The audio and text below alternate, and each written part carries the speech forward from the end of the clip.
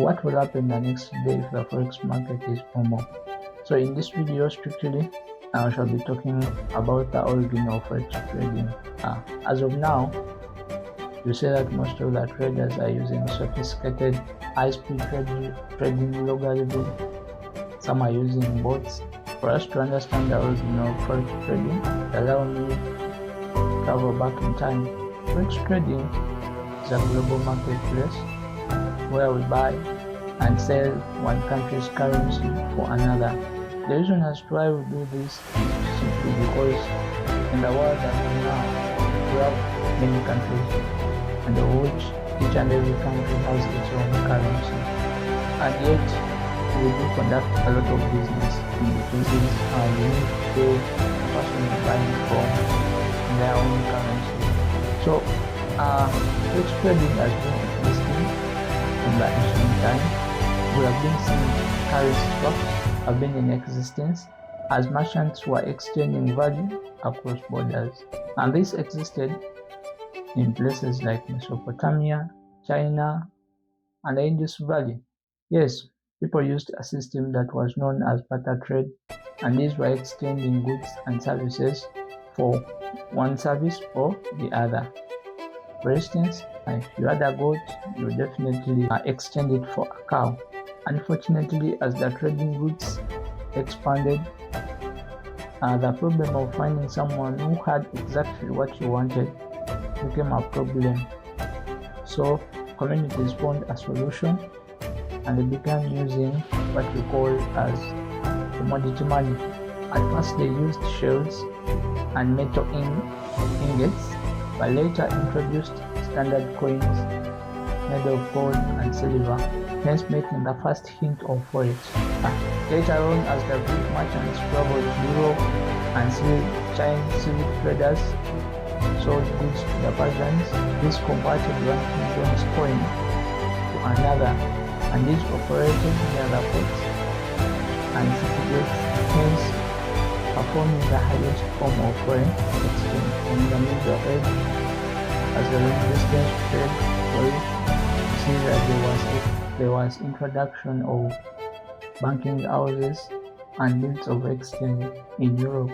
A bill of exchange is a paper document that allowed merchants to settle debts in one currency while paying in another without carrying bags of coins.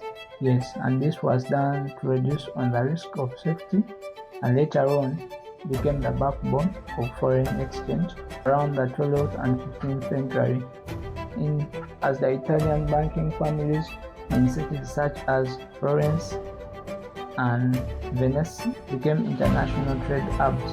The famous Medici family later on created a network of bank branches across Europe, and as well as lending money to the European monarchies, and these with the time were later nicknamed as bankers to the kings. Due to this, later on the streets of London, we started seeing street bankers, and these were known as street number bankers. They established permanent tables, and these were strictly changing currencies and lending money. The name as street number bankers were given to them because they were basically, or they congregated on the streets. So you really see, as we all know, that we retail traders can't participate in the market directly without a broker.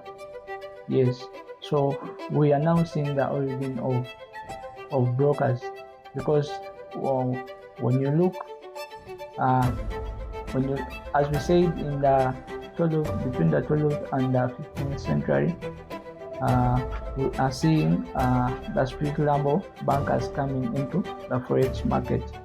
Yes, as we explained earlier.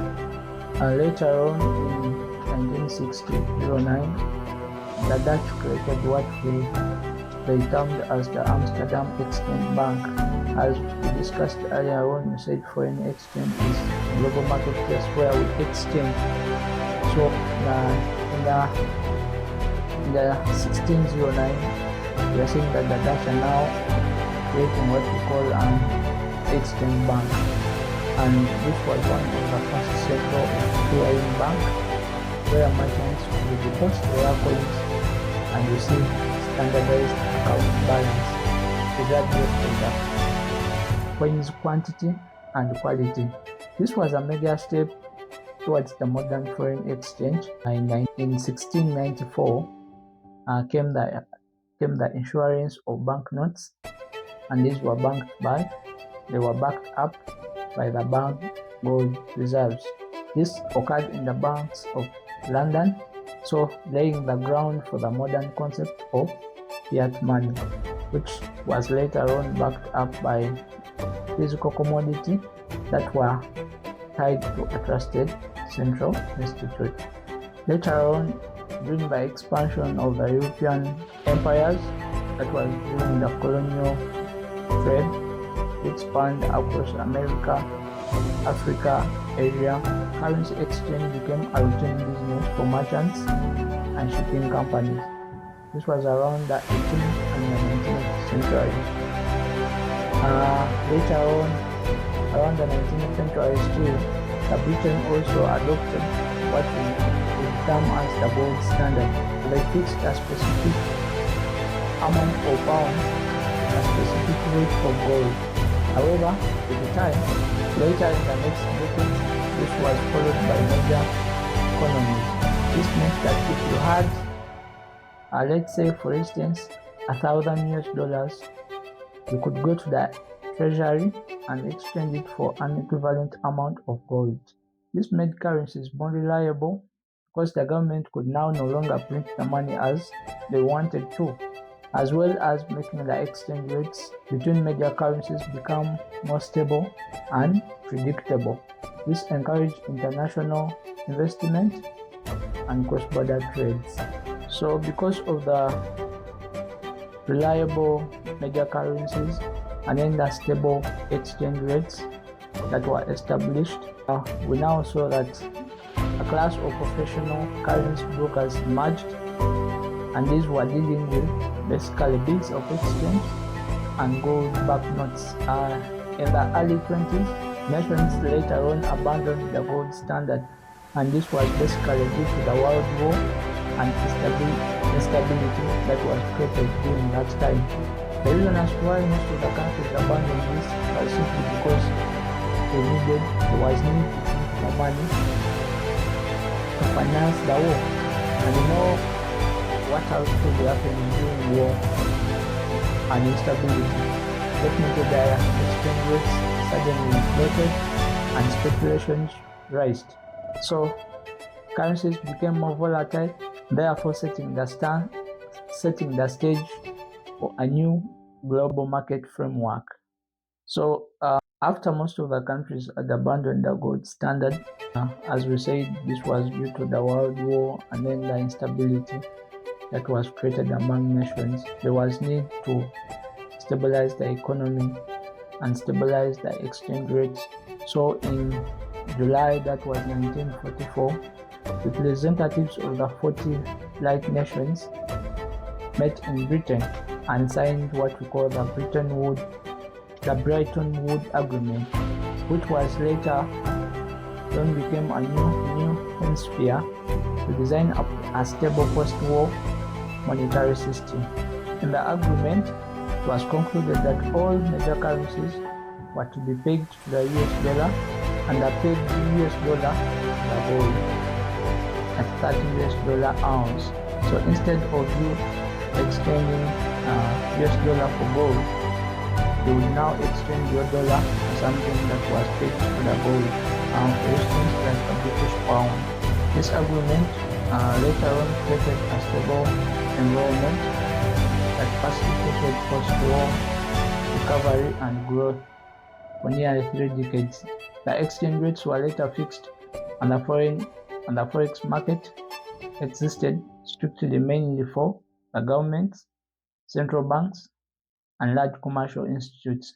So you now see that after the war and then instability, later on we are seeing nations sitting and then agreeing on a war, recovery, and growth, or as in creating a new system that would make the forex market not move on. And you're now seeing that we are now seeing participants in the forex market, which were mainly governments and central banks, governments and large commercial banks. Yes, so this means that as long as we still have governments, we still have central banks and large commercial banks, the forex market is into existence.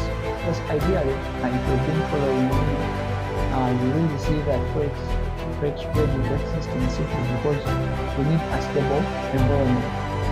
Yes, so countries or governments participating in the forex market to stabilize their economies. Yes, because we recently saw that when we had the war, they abandoned the gold standard. Yes, not until they met in Britain and then signed the Bretton agreement, found a possible way solution that could create a stable environment. That's when they started forex market. That's when they came back in the forex market and were trading. Okay, so at this moment, still you don't see retail traders in the market. It's strictly government, central banks, and large commercial institutes. Unfortunately, in 1971, the gold reserves could no longer cover the number of dollars in circulation. So the president of the United States by then, Richard Nixon, announced that the US dollar will no longer be converted to gold, and this brought about the ending of the Bretton Woods system. So of course, when you have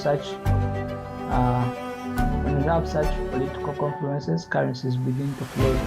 So this led to the flotation of currencies, and their values were determined by the market forces, that is supply and demand.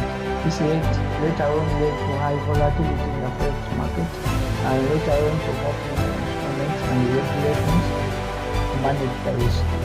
As we have been seeing that whenever we have war and instability, the community by then other countries come back and then have to find possible ways or possible instruments to regulate and manage the risk. So between 1970s and 1980s, the currencies floated in the forex market. Therefore, banks and multinational corporations needed to hedge the exchange rate risks.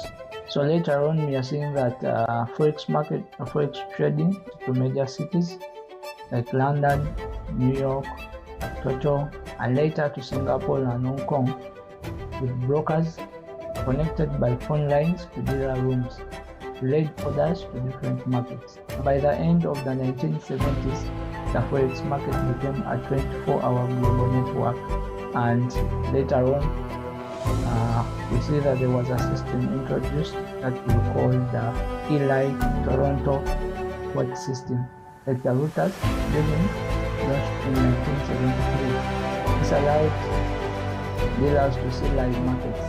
So later on, the technology transformation from telephone sales or telephone calls to system-based platforms, we see that digital revolution retail traders started entering the market around the 1990s. Yes, and later on we started seeing online forex brokers offering leverage to accounts, and later on to individual traders. And yes, for the first time in history, ordinary people started speculating on currency pairs from their own computers. The rise of the easy and trading platforms and the introduction of mobile apps brought the appeal for forex trading. And around the 21st century, high speeding and high stacks witnessed the evolution of forex trading from a desktop-based activity to a mobile-first phenomenon. Technology advancement, high-speed internet, and sophisticated trading algorithms have enabled we the retail traders, the investors, and you the personal trader to execute trades in real time. And as of now, The average daily foreign exchange turnover is around $7.5 trillion, making forex trading the largest financial trading marketplace. Yes, and we later on discovered that was fit to the government and commercial banks and large institutes. We now see that our retail traders came into trade, and the forex market as we speak right now involves a lot of participants. These include the governments, commercial banks, the central banks, investment banks, hedge funds, retail traders, retail brokers, and corporations. Yes. So before we come to a conclusion in our session or in our video, based on what we have discussed today, to answer the questions that we asked ourselves earlier, the forex market is into existence and the forex market is in to stay. Yes, because we have come to a conclusion that as long as we need to stabilize the economy, forex trading has to be in existence. As long as we need to conduct business between countries, forex trading has to be in existence. So if banks are trading, if governments are trading, if large companies are trading, if hedge funds are trading, if retail brokers are trading, then why are we not trading? And why would we really sell and make a legit business? So I think all our questions are answered. You really find this information helpful or useful to you? Please like, comment, and subscribe to my channel. Thank you.